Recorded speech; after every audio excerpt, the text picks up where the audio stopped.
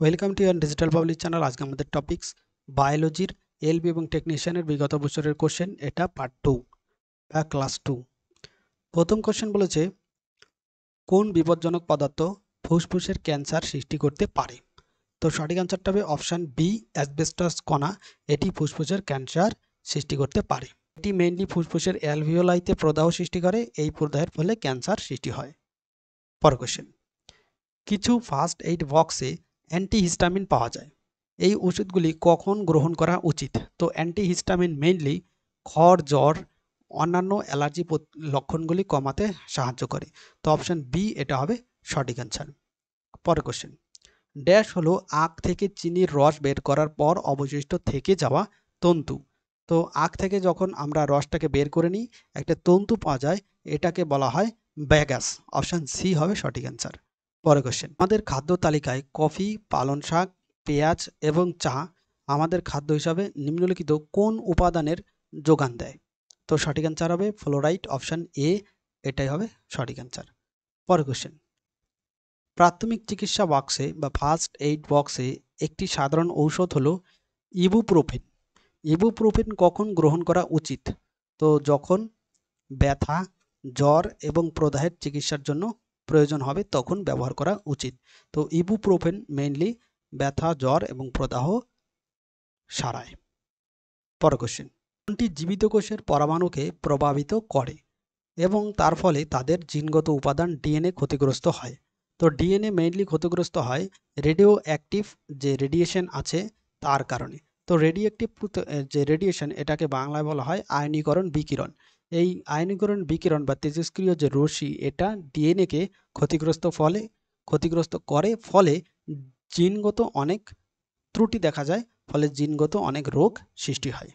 পরের কোশ্চেন, টান লাগা, মচকে যাওয়া এবং আঘাতের জন্য প্রাথমিক চিকিৎসা রাইস। রাইস এটাকে সংক্ষিপ্ত নাম বলা হয়েছে রাইস, ঠিক আছে, যার অর্থ হলো একটা R for rest, I for icing, আর সি ফর কম্প্রেশন বলা হচ্ছে। তাহলে ই ফর কি হবে? E for ইলেভেশন। অপশন এ হবে এটা সঠিক অ্যান্সার।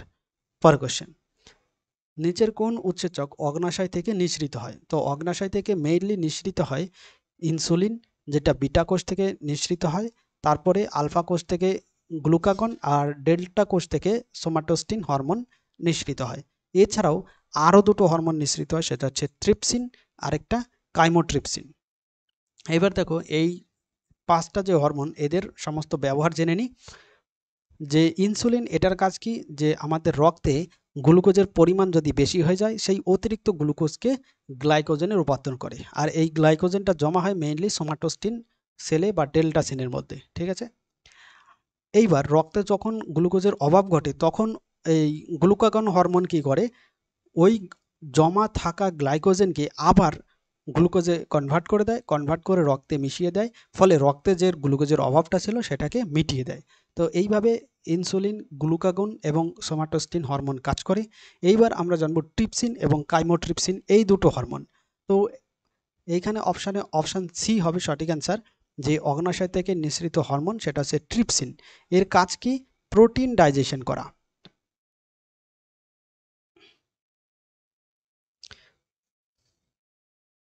আর কাইমোট্রিপসিনও কাজ প্রোটিন ডাইজেশন বা হজম করা। এই ট্রিপসিন কাইমোট্রিপসিনের কাজ।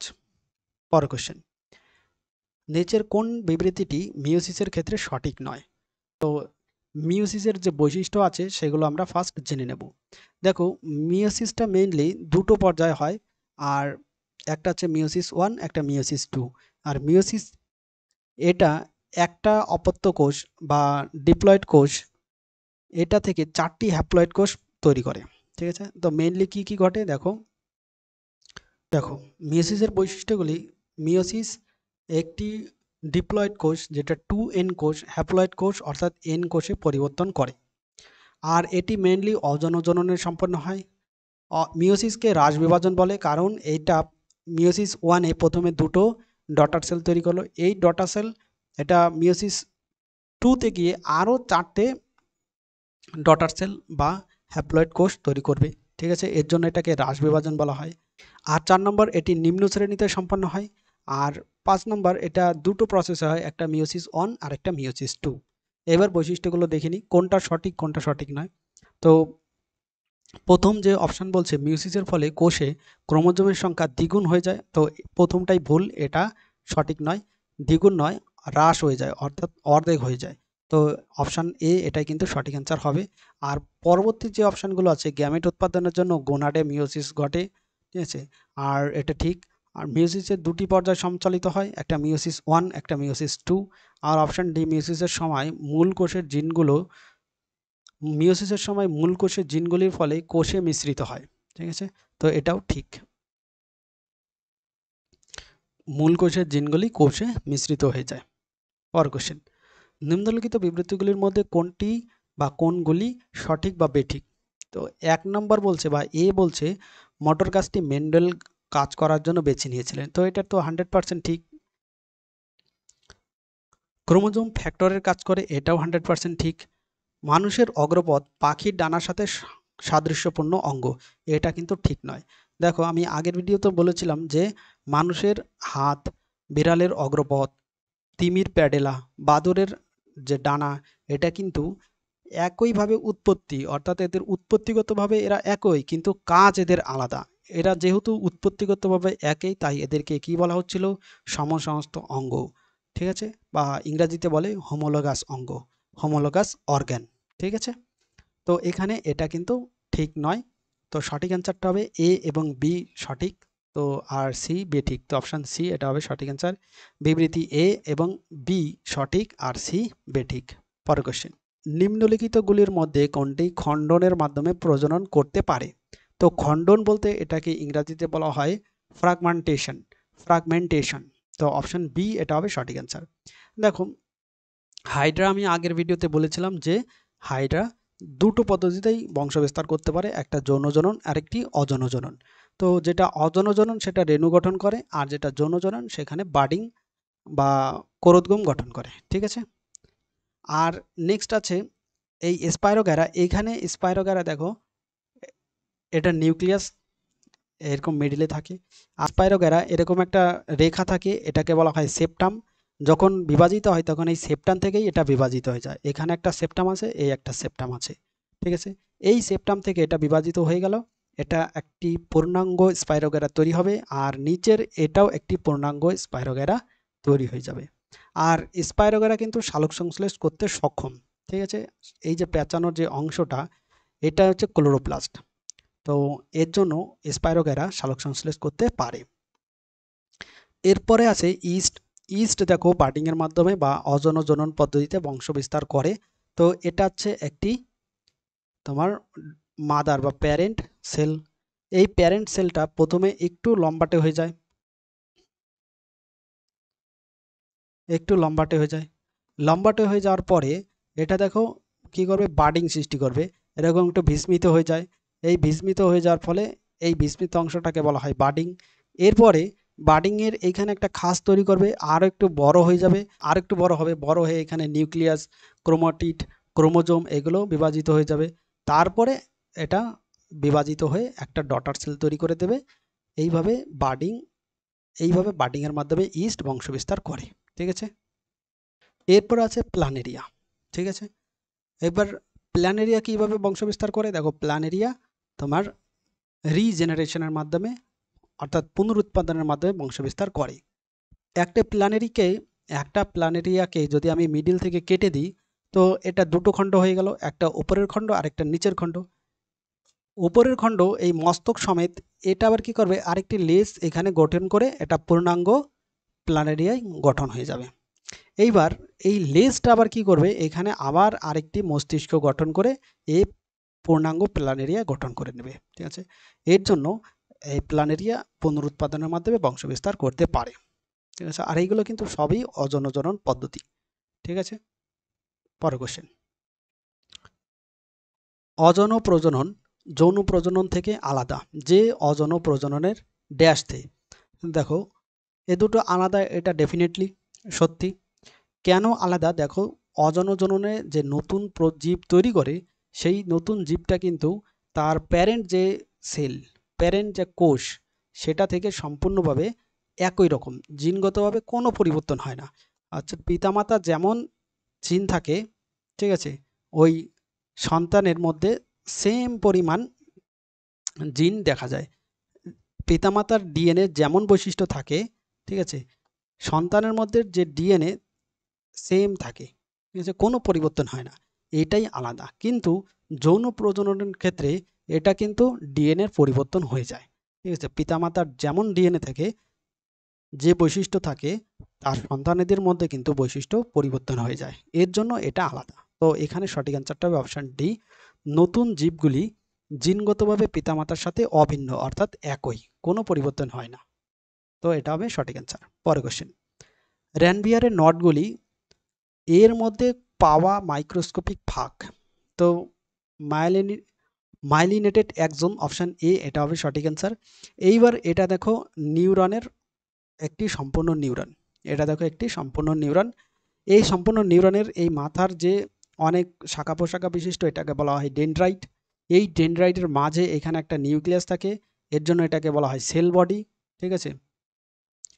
সেল বডি কেন বলা হচ্ছে, কারণ নিউক্লিয়াস যেখানে থাকবে তাকেই সেল বডি বা দেহকোষ বলে, ঠিক আছে। আর এই লম্বা অংশটাকে বলা হয় একজন, আর একজনের ওপরে এখানে থাকে, এটাকে বলা হয় মাইলিন শীথ। আর যেখানে এই গ্যাপটা আছে, এটাকে বলা হয় র্যানভিয়ারের পর্ব বা নট অফ র্যানভিয়ার, এখানে কোনো মাইলিন শীট থাকে না। আর এই মাইলিন শীটের মিডিলে এখানে একটা লাল মতো অংশ দেখতে পাচ্ছ, এটাকে বলা হয় সোয়ান সেল, ঠিক আছে। আর এটা হচ্ছে একজন টার্মিনাল, ঠিক আছে। তো এটা ডেনড্রাইট, এটা axon, myelin sheath, Schwann cell, র্যানভিয়ারের নট, সেল বডি, আর একজন টার্মিনাল, এই নিয়ে একটা নিউরন গঠিত। তো এখানে এটা সঠিক অ্যান্সারটা হবে অপশন এ, মাইলিনেটেড অ্যাকশন। পরের কোশ্চেন, যে সকল উদ্ভিদের একটি পৃথক উদ্ভিদ দেহ নেই তারা ড্যাশ গ্রুপের অন্তর্গত। এদের একটা উদ্ভিদ যাদের পাতা এবং কাণ্ড আর শেকড়, এরা উদ্ভিদ যাদের পাতা, কাণ্ড এবং শেকড় আলাদাভাবে বিভক্ত নয়, একই, তাদের বলা হচ্ছে এই ধরনের উদ্ভিদ। এই ধরনের উদ্ভিদকে আমরা রাখি থ্যালোফাইটা গ্রুপের। আর থ্যালোফাইটা গ্রুপের যে উদ্ভিদ, এরা মূলত শৈবাল হয়, শৈবাল গ্রুপের হয়, ঠিক আছে। তো এখানে সঠিক অ্যান্সারটা হবে অপশান সি, থ্যালোফাইটা গ্রুপের অন্তর্গত শৈবাল যে উদ্ভিদরা আছে, এদের কাণ্ড, পাতা এবং শেকড় বা মূল, এরা পৃথক নয়, একই, ঠিক আছে। এদের এই থ্যালোফাইটা গ্রুপের অন্তর্গত বা থ্যালোফাইটা গ্রুপের মধ্যে রাখা হয়, অপশান সি হবে সঠিক অ্যান্সার। পরের কোশ্চেন, নিচের কোনটি স্যাপ্রোট্রপ। দেখো স্যাপ্রোট্রপ কাকে বলে, এর আগে ডেফিনেশনটা জেনে নিই। স্যাপ্রোট্রপ হলো যে জীবগুলি মৃত বা পচা জৈব যৌগ থেকে পুষ্টিরস শোষণ করে, তাদের স্যাপ্রোট্রপ বলা হচ্ছে। পায়রা কিন্তু মৃত বা পচা জৈব যৌগ থেকে তাদের পুষ্টি শোষণ করে না, মানুষও করে না। এইবার এক হতে পারে শৈবাল আর হচ্ছে মাশরুম। শৈবাল করবে না, কারণ শৈবালের ক্লোরোফিল আছে, এ সালোক সংশ্লেষ করতে সক্ষম, তো এটাও হবে না। তো একমাত্র পড়ে থাকে মাশরুম। এই মাশরুম মূলত জন্মায় কোনো পচা কাঠ, কোনো পচা কাঠ বা গোবরের ওপরে দেখবে বেশিরভাগ এগুলো জন্মায়, এই মাশরুমগুলো, ঠিক আছে। তো অপশন বি হবে এটা সঠিক অ্যান্সার। পরের কোশ্চেন, নিচের কোনটি অ্যান্টার্কটিকার উষ্ণ প্রস্রবণ, গভীর সমুদ্র, তাপীয় ফাটল এবং বরফের মতো সবচেয়ে অবসবাসযোগ্য আবাসস্থলে বসবাস করতে পারে? সেটা হচ্ছে অপশান এ, ব্যাকটেরিয়া। ব্যাকটেরিয়া এমন একটি প্রাণী যে কিনা তোমার যে কোনো পরিবেশের সঙ্গে নিজেকে মানিয়ে নিতে পারে। তো এখানে সঠিক অ্যান্সার হবে অপশান এ, ব্যাকটেরিয়া। পরের কোশ্চেন, নিচের কোনটি মানুষের অন্তঃক্ষরা গ্রন্থি নয়? তো অন্তঃক্ষরা গ্রন্থি নয়, তার মানে বহিঃক্ষরা গ্রন্থি। এখানে পিনিয়াল গ্রন্থি, পিটুইটারি গ্রন্থি এবং অ্যাড্রিনাল গ্রন্থি তিনটেই কিন্তু অন্তঃক্ষরা গ্রন্থি। তো বহিঃক্ষরা গ্রন্থি একটাই পড়ে থাকে, অপশান সি, যকৃৎ। আর যকৃৎকে কিন্তু দেহের বৃহৎ বা লার্জেস্ট গ্ল্যান্ডও বলা হয়। তো অপশান সি হবে এখানে সঠিক অ্যান্সার। পরের কোশ্চেন, একটি স্থায়ী আকৃতির আকার এবং কাজ গ্রহণ করে একটি স্থায়ী কলা গঠনের প্রক্রিয়াকে কি বলা হয়? তো এখানে কিন্তু এটা সঠিক অ্যান্সার হবে অপশান এ, পৃথকীকরণ, ঠিক আছে। পৃথকীকরণ এটা সঠিক অ্যান্সার হবে। পরের কোশ্চেন, উদ্ভিদের যে কার্বোহাইড্রেটগুলি অবিলম্বে ব্যবহার করা হয় না, তা কিসের আকারে সংরক্ষণ করে রাখা হয়? তো উদ্ভিদ মেইনলি সালোক সংশ্লেষণের মাধ্যমে কার্বোহাইড্রেট তৈরি করে। এই কার্বোহাইড্রেট যদি অতিরিক্ত হয়ে যায় তখন উদ্ভিদ সেটা ভবিষ্যতের খাদ্য হিসাবে শ্বেতসার রূপে জমা রাখে। অপশন ডি হবে এটা সঠিক অ্যান্সার। পরের কোশ্চেন, একটি ছত্রাকের কোষ প্রাচীর কি দিয়ে তৈরি? তো ছত্রাকের যে কোষ প্রাচীর সেটা মূলত সিটিন বা কাইটিন দিয়ে তৈরি। তো এখানে সঠিক অ্যান্সার হবে অপশন সি, সিটিন বা কাইটিন। আর সেলুলোজ মূলত উদ্ভিদের যে কোষ প্রাচীর আছে, উদ্ভিদের কোষ প্রাচীর সেলুলোজ দিয়ে তৈরি। আর ব্যাকটেরিয়ার কোষ প্রাচীর কি দিয়ে তৈরি? পেপটিডোগ্লাইকন। ব্যাকটেরিয়ার কোষ প্রাচীর পেপটিডোগ্লাইকন দিয়ে তৈরি। ঠিক আছে, পরের কোশ্চেন,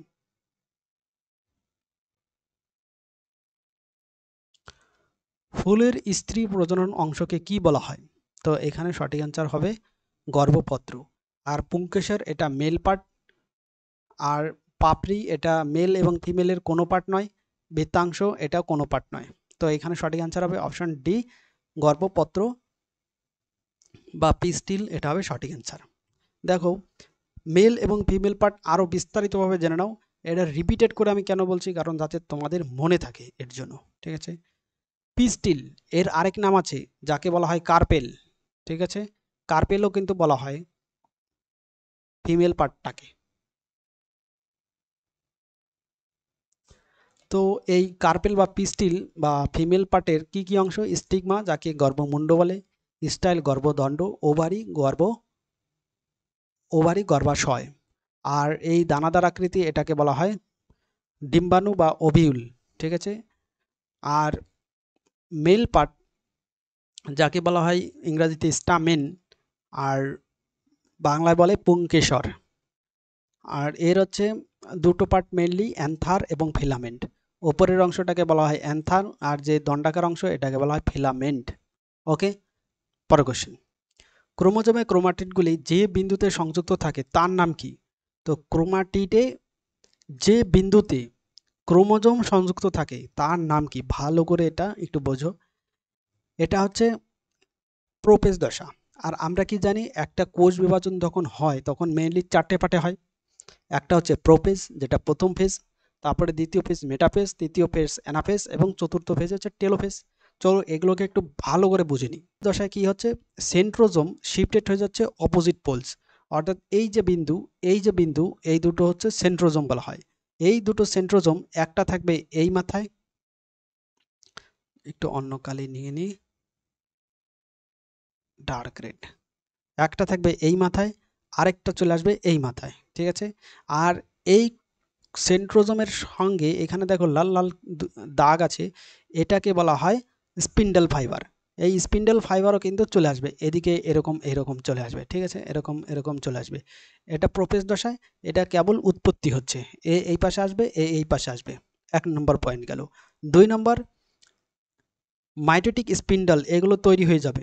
ঠিক আছে, 3 নম্বর বলছে দেখো, ক্রোমোজোম উইথ 2 সিস্টার ক্রোমাটিড। এইবার দেখো এইখানে বলছে দুটো সিস্টার ক্রোমাটিড। সিস্টার ক্রোমাটিড কাকে বলছে? এইখানে এই যে অংশটা, দাঁড়াও অন্য কালে নিয়ে নিই, কালো। সিস্টার ক্রোমাটিড কাকে বলছে দেখো ভালো করে বোঝো। এই তো টোটাল হলুদ অংশটা, ঠিক আছে, এটাকে বলা হয় ক্রোমোজোম। টোটালটাকে একসঙ্গে বলা হয় ক্রোমোজোম। আর এই ক্রোমোজোমের এই হাফ পার্টটাকে বলা হয় একটা ক্রোমাটিড, এটাকে বলা হয় আরেকটা ক্রোমাটিড। এই দুটো ক্রোমাটিডের মাঝে এখানে একটা গোল বিন্দু আছে, এইটাকে বলা হয় কি? এটাই প্রশ্নে জিজ্ঞাসা করেছে যে এই বিন্দুটাকে কি বলা হচ্ছে। ঠিক আছে, এটাকে বলা হয় সেন্ট্রোমিয়ার। তো এখানে সঠিক অ্যান্সার হবে অপশন বি, সেন্ট্রোমিয়ার। চলো আরো বিস্তারিত জানি। তারপরে কি হচ্ছে, এইবার এই টোটালটা একটা কোষ। ঠিক আছে, এই টোটালটা কোষ। এই কোষের এইখানে যে নীল অংশটা এটাকে বলা হয় সাইটোপ্লাজম। Cytoplasm, cytoplasm. এই টোটাল নীলটাকে অংশটাকে বলা হয় সাইটোপ্লাজম। এই সাইটোপ্লাজমের মধ্যে আরও অনেক অঙ্গাণু থাকে, তার মধ্যে মেন থাকে সেটাকে বলা হয় নিউক্লিয়াস।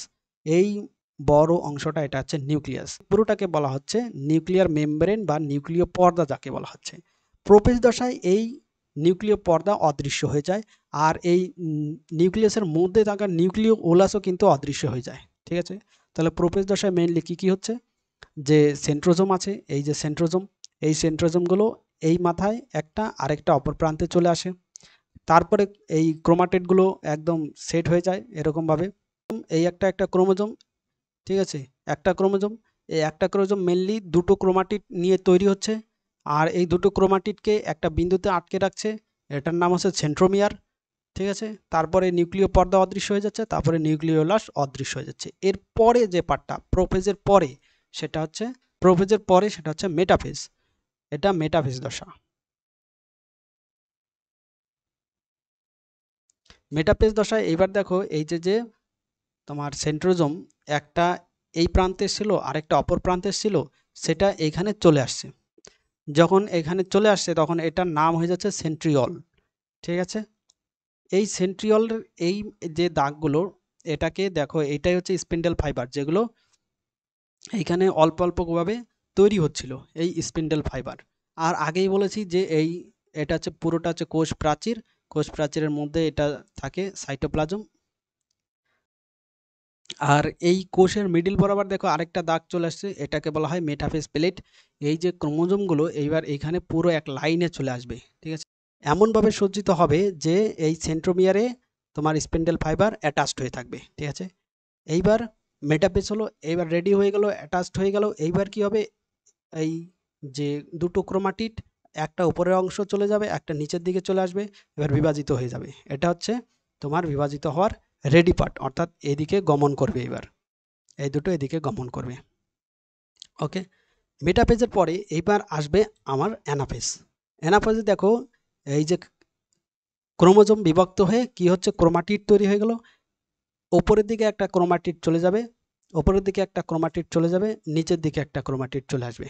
ঠিক আছে, আর এই ক্রোমাটিড যে আসছে, এই সেন্ট্রোমিয়ার যে মিডিয়াল যে পার্টটা, এই সেন্ট্রোমিয়ার ধরে স্পিন্ডেল ফাইবার টান দিচ্ছে, টান দিয়ে কোথায় আনবে, তোমার সেন্ট্রিওলের দিকে নিয়ে চলে আসবে, সেন্ট্রিওলের দিকে নিয়ে চলে আসবে। ওকে, এরপর আসবে টেলোফেজ। টেলোফেজে আসার পরে এবার যেহেতু সেন্ট্রিওলে ক্রোমোজোম চলে আসলো, সেন্ট্রিওলে ক্রোমাটিড চলে আসলো, ক্রোমাটিড প্রথমে কি পেঁচানো অবস্থায় ছিল, এইবার এই পেঁচানো অবস্থা অর্থাৎ আনকয়েল হয়ে যাবে। ঠিক আছে, আনকয়েল হয়ে যাবে নিউক্লিওর। এইবার নিউক্লিয় ওলাস আবার দেখা দেবে, নিউক্লিয় পর্দা আবার চলে আসবে, আর সেন্ট্রোজোমও ডিভাইড হয়ে যাবে। ঠিক আছে, ডিভাইড হয়ে এরকম অবস্থায় চলে আসবে। ঠিক আছে, তারপরে দুটো নিউক্লি তৈরি করবে এবং এখান থেকে মিডিল বরাবর কোষটা বিভাজিত হয়ে দুটো কোষ তৈরি করে দিবে। ঠিক আছে, এই হচ্ছে মোটামুটি তোমার একটা বেসিক ধারণা, যে চারটে ধাপে আমাদের কোষ বিভাজিত হচ্ছিল। এই চারটে প্রসেস আমি শর্টকাটে বলে দিলাম। চলো পরের কোশ্চেন, নিচের কোনটি স্বেচ্ছামূলক ক্রিয়া নয়? তো অপশান অনুযায়ী অপশান বি, হৃৎপিণ্ডের স্পন্দন, এটা কিন্তু নিজের ইচ্ছায় হয় না। হৃৎপিণ্ড নিজের মতোই নিজে কাজ করে, এটা তুমি কখনোই নিয়ন্ত্রণ করতে পারবে না। একটি চেয়ার, এটা নিজের ইচ্ছায় হয়। তারপরে একটি মুষ্টি করা, অর্থাৎ হাত মুঠো করা, একটি বস্তু নেওয়া, এগুলো সব কিন্তু নিজের ইচ্ছায় হতে পারে, কিন্তু হৃৎপিণ্ডের যে স্পন্দন, এটা নিজের ইচ্ছায় হয় না। পরের কোশ্চেন, অঙ্কুরের অপর পাশে কোন হরমোনের প্রসারণের কারণে গাছপালা আলোর দিকে ঝুঁকে যায়? এটাও দেখো একটা মোস্ট ইম্পর্টেন্ট কোশ্চেন। প্রথমে দেখো, সূর্য ছিল এরকম মাথার উপরে, যখন মাথার উপরে সূর্য ছিল গাছের, তখন এই যে হলুদ হলুদ ডট ডট চিহ্ন দেখতে পাচ্ছ, এইগুলো মেইনলি অক্সিন হরমোন। এইগুলো উদ্ভিদের সমস্ত অংশে সমানভাবে ইকুয়ালি বিভক্ত ছিল। ঠিক, সূর্য যখন মাথার উপরে ছিল তখন এই যে হলুদ হলুদ ডট ডট, এইগুলোকে বলা হচ্ছে অক্সিন হরমোন। এই অক্সিন হরমোন সমানভাবে তোমার কি ছিল, উদ্ভিদের মধ্যে বিভাজিত ছিল। এইবার দেখো, সূর্যটা একটু ডান দিকে সরে আসছে, ডান দিকে সরে আসার ফলে এই যে অক্সিন হরমোনগুলো, এইগুলো দেখো বাম দিকে সরে গেছে, অর্থাৎ সূর্য যেদিকে থাকবে আলোর বিপরীতে এরা সবসময় থাকে, আর আলোর বিপরীতেই এরা মেনলি কাজ করে। ঠিক আছে, আর এই অক্সিন হরমোনের কাজটা কি, এ সেলকে বর্ধিত করে দেয়, এলংগেশন করে দেয়, সেলের ডিভিশন করে দেয়, ফলে এখানে সেল বৃদ্ধি পেয়ে যায়। পরে দেখো, সূর্য আরও ডান দিকে বেঁকে গেছে, ফলে এই যে উদ্ভিদটা, সেই আরও সূর্যের দিকে চলে আসছে, আর এই অক্সিন হরমোনগুলো আরও বাম দিকে এখানে চলে আসছে। আসার ফলে এখানে কোষটা অনেক বর্ধিত হয়ে গেছে, ফলে গাছটা অনেকটা সূর্যের দিকে বেঁকে গিয়ে সালোক সংশ্লেষ করতে পারছে। ঠিক আছে, যাতে উদ্ভিদের খাদ্যের কোনো অভাব না হয় এবং সালোক সংশ্লেষ যাতে দিনের বেলায় বন্ধ না থাকে, এর জন্য উদ্ভিদ কি করে, সূর্যের দিকে বেঁকে যায়। আর এই উদ্ভিদের সূর্যের দিকে বেঁকে যাওয়ার এটা সাহায্য করে মেইনলি অক্সিন হরমোন। তো এইখানে সঠিক অ্যান্সারটা কিন্তু হবে অপশান এ, অক্সিন হরমোন। পরের কোশ্চেন, নিচের কোন প্রাণীটি সরীসৃপ শ্রেণীর অন্তর্ভুক্ত নয়? তো সরীসৃপ শ্রেণীর অন্তর্ভুক্ত নয়, তো আমরা কি জানি সরীসৃপ কাদের বলা হচ্ছে? যারা বুকে ভর করে চলে তাদের মেইনলি সরীসৃপ বলা হয়। তো কচ্ছপ, কুমির, সাপ, এরা তিনটেই কিন্তু বুকে ভর করে চলে, অর্থাৎ এরা তিনজনই সরীসৃপ। তো সরীসৃপ নয় কোনটা? ব্যাং, উভচর, এটা হবে সঠিক অ্যান্সার। তো অপশান সি এটা সঠিক অ্যান্সার হবে। পরের কোশ্চেন, কোনটিকে সিনগ্যামি হিসাবে সংজ্ঞায়িত করা হয়? দেখো মেইনলি সিনগ্যামি কাকে বলে আগে জেনে নিই। সিনগ্যামিতে মূলত ডাবল ফার্টিলাইজেশন হয়, আর এই সিনগ্যামি অ্যাঞ্জিওস্পার্ম উদ্ভিদের ক্ষেত্রে হয়। ঠিক আছে, আর সিনগ্যামি কি করে, এই পোলেন বা রেণুকে স্টিগমার মধ্য দিয়ে প্রবেশ করায়। প্রবেশ করানোর ফলে এই স্টাইলের মধ্য দিয়ে এসে ওভারিতে আসে। ওভারিতে এসে এটাকে ফার্টিলাইজড করে, আর দুইবার ফার্টিলাইজড করবে। 2n জাইগোট তৈরি করবে এবং 3n এন্ডোস্পার্ম তৈরি করবে। ঠিক আছে, জাইগোটের সংখ্যা হবে 2n, আর এন্ডোস্পার্ম বা শস্যদানা সেটা 3n তৈরি করবে সিনগ্যামি। তো এটা সঠিক অ্যান্সারটা হবে ডিম্বাণুর সাথে একটি শুক্রাণুর সংমিশ্রণ বা ফার্টিলাইজেশন, এটাকেই বলা হয় সিনগ্যামি। অপশন সি হবে সঠিক অ্যান্সার। পরের কোশ্চেন, একটি উদ্ভিদের নিম্নলিখিত কোনটি বীজে রূপান্তরিত হয়? তো বীজে রূপান্তরিত হয় মেইনলি ডিম্বক, যাকে ইংরেজিতে বলে ওভিউল। তো অপশন ডি হবে সঠিক অ্যান্সার। তো ডিম্বক মেইনলি কোনটা? দেখো এখানে হচ্ছে ফুলের ফিমেল পার্টটা সবসময় মিডিলে থাকে। এই মিডিলের এই পার্টটাকে স্টিগমা, স্টাইল, এবং এটাকে পুরোটাকে বলা হয় ওভারি। ওভারির মধ্যে এখানে ডিম্বাণুর আকারে অংশ থাকে, ওভারির মধ্যে এই দানাদার অংশ থাকে, এটাকেই বলা হয় তোমার ওভিউল বা ডিম্বক। এই ডিম্বকটাই বীজে রূপান্তরিত হয়। তো এখানে সঠিক অ্যান্সার হবে অপশন ডি। পরের কোশ্চেন, প্রজননের জন্য ফুলের প্রয়োজনীয় অঙ্গগুলি কি কি?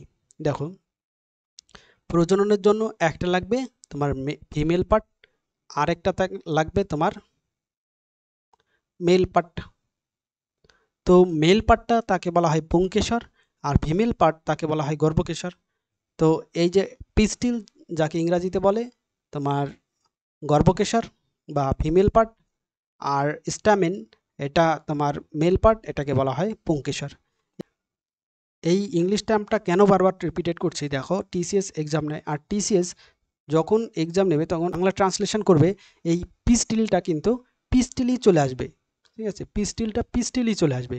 এটা কিন্তু এই যে গর্ভকেশরে কনভার্ট হবে না, ঠিক আছে, বাংলাতে। এর জন্য তোমার আমি বারবার বলে দিচ্ছি যে এর ইংলিশ টার্মটার সঙ্গে বাংলা টার্মটাও। ঠিক আছে, তো চলো পরের কোশ্চেন, কোন স্থায়ী কলা উদ্ভিদকে কঠিন ও অনমনীয় করে তোলে? তো কঠিন এবং অনমনীয় করে তোলে সেটা হচ্ছে স্ক্লেরেনকাইমা। অপশান বি এভাবে সঠিক অ্যান্সার। আর এটা মূলত উদ্ভিদের কঠিন অংশে বা ফলের ত্বকে বা বীজে এই স্ক্লেরেনকাইমা দেখা যায়। তোমার ফলের ত্বকে বলতে এটা নারকেলে তোমার সব থেকে বেশি দেখা যায়, আর বাদামের যে হার্ড অংশটা এটার মধ্যে এই স্ক্লেরেনকাইমা দেখা যায়। ঠিক আছে, তো এখানে সঠিক অ্যান্সারটা হবে অপশান বি। পরের কোশ্চেন, গ্রোথ হরমোনের কাজ। দেখো গ্রোথ হরমোনের কাজ আমরা কি মেইনলি জানি যে বৃদ্ধি, কিন্তু এখানে মাঝে মাঝে এই গ্রোথ হরমোনও বৃদ্ধির প্রতিরোধক হিসাবেও কাজ করে। তো অপশান বি হবে এখানে সঠিক অ্যান্সার। কখনো বৃদ্ধি প্রবর্তক অর্থাৎ উদ্ভিদের বৃদ্ধিতে সাহায্য করে বা প্রাণীদের বৃদ্ধিতে সাহায্য করে, আবার কখনো কখনো বৃদ্ধি প্রতিরোধক অর্থাৎ এটাকে বাড়তে দেয় না, বাধা দেয়, এই হিসাবেও কাজ করে। তো অপশান বি হবে সঠিক অ্যান্সার। তো এটাই ছিল সম্পূর্ণ ভিডিওটি। Thank you.